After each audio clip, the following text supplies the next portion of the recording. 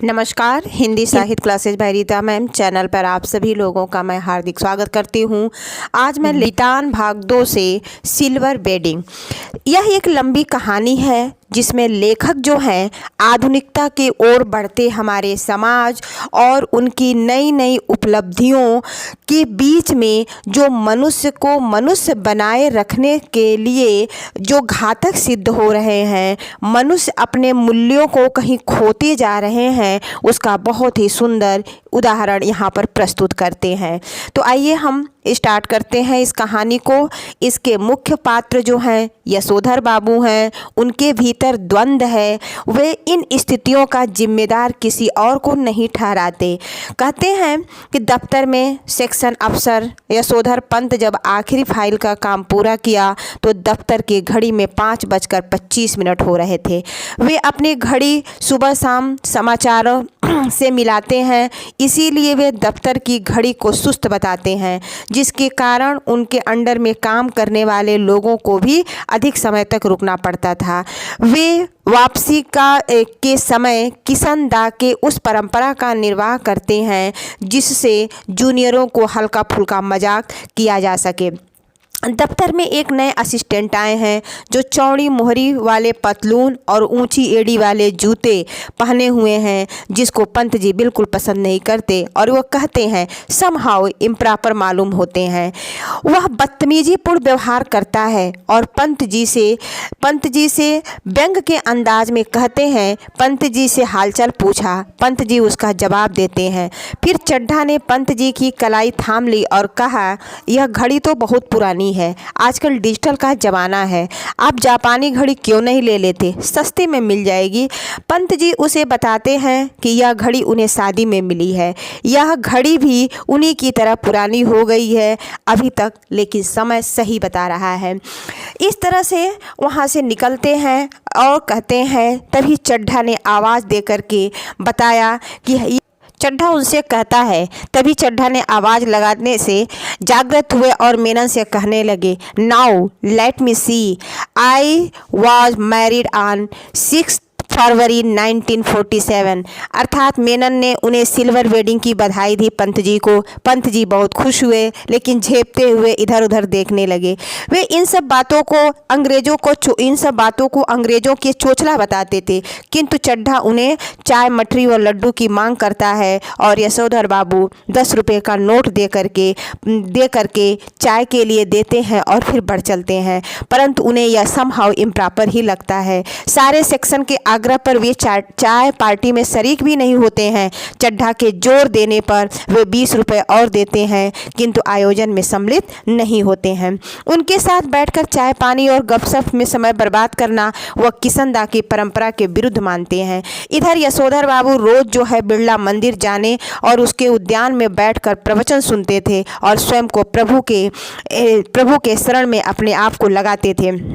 यह बात उनकी पत्नी और बच्चों को अखरती थी, क्योंकि वह यह कहते थे कि अभी ये बुजुर्ग नहीं हुआ है। बिरला मंदिर से उठ करके वो पहाड़गंज जाते और घर के लिए साग सब्जी लाते। इसी समय वह अपने मिलने वालों से मिलते थे।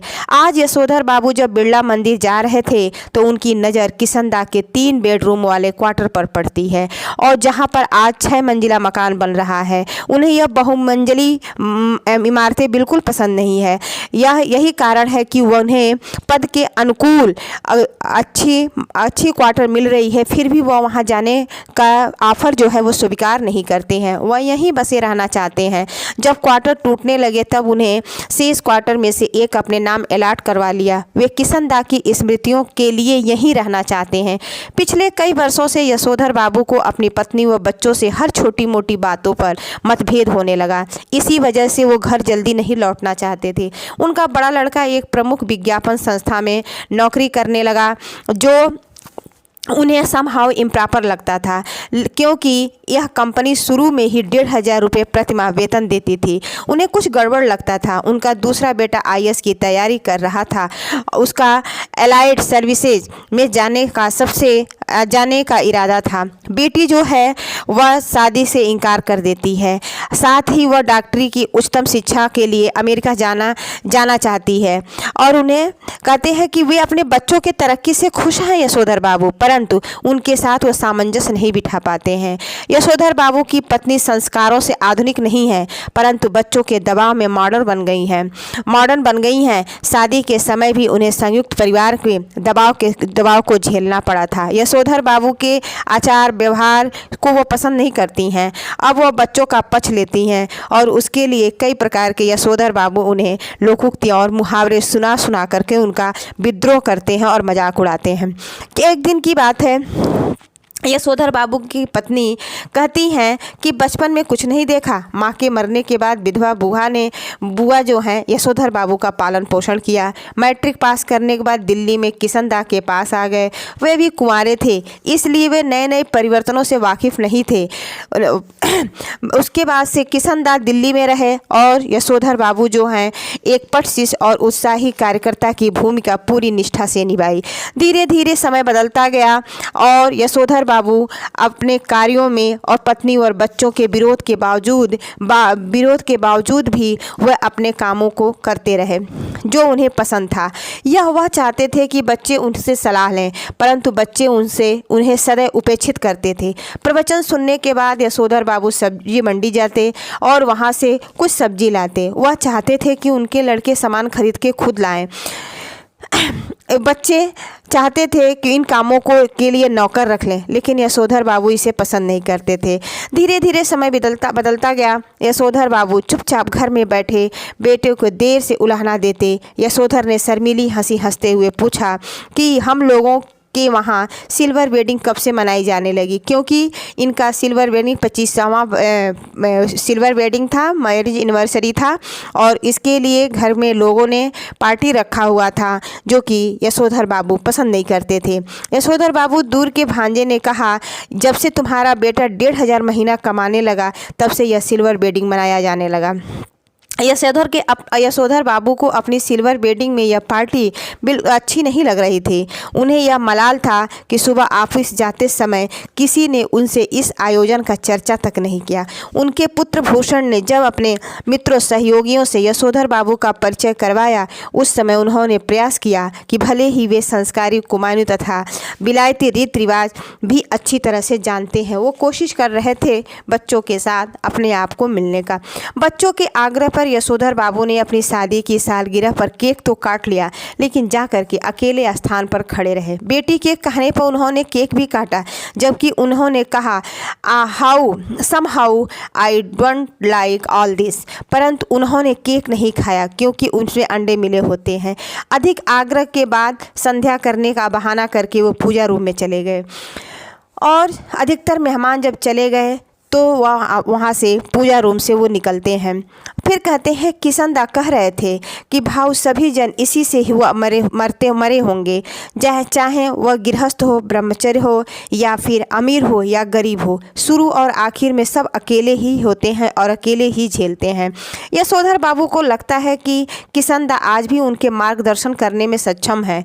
वह किशन दा अकेलेपन का राग आलाप रहे थे। उनका मानना था यह सब मोह माया है। जो भूषण आज इतना उछल रहा है वह भी किसी न किसी दिन ऐसे ही अकेला और असहाय महसूस करेगा। इसी बीच यशोधर की पत्नी ने वहां आकर झिड़कते हुए पूछा, आज पूजा में ही बैठे रहोगे? मेहमानों के जाने की बात सुनकर वे लाल गमछे में ही बैठक में चले गए। बच्चे इस परंपरा के सख्त खिलाफ थे। उनकी बेटी इस पर बहुत छल्लाई। टेबल पर रखे प्रेजेंट खोलने की बात कही। भूषण उसको खोलता।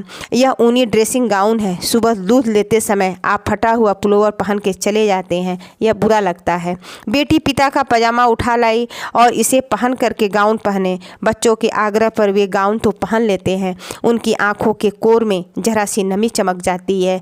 यह कहना कठिन है कि भूषण की यह बात चुभ गई कि आप इसे पहनकर दूध लेने जाया करें। वह स्वयं दूध लेने की बात नहीं कहता है। इस पाठ में लेखक जो हैं दो पीढ़ियों के बीच में जो द्वंद्व चल रहा है उसकी बातों को बहुत ही सुंदर तरीके से भूषण यशोधर बाबू उनकी पत्नी और बेटे के रूप में यहाँ पर प्रस्तुत किए हैं। नई पीढ़ी जो है किस प्रकार नई नई परंपराओं को एक्सेप्ट कर ले रही, स्वीकार कर ले रही है, और पुराने जो परंपरा के लोग हैं या पुरानी पीढ़ी के लोग जो हैं वह किस प्रकार से उसी में उलझे रह रहे हैं। अर्थात इस पाठ का निष्कर्ष ये निकलता है कि हम दोनों को अपने अपने सामंजस्य को बना करके रखना होगा। नई पीढ़ियों को भी बुजुर्गों का सम्मान करना होगा, और जो पुरानी पीढ़ी है उन्हें भी बच्चों के महत्व को, उनके अपेक्षाओं को समझना होगा। तब जा कर के कहीं परिवार में सुख शांति और समृद्धि आ पाएगी और यह अकेलापन जो है वह दूर हो पाएगा। तब तक के लिए नमस्कार, धन्यवाद।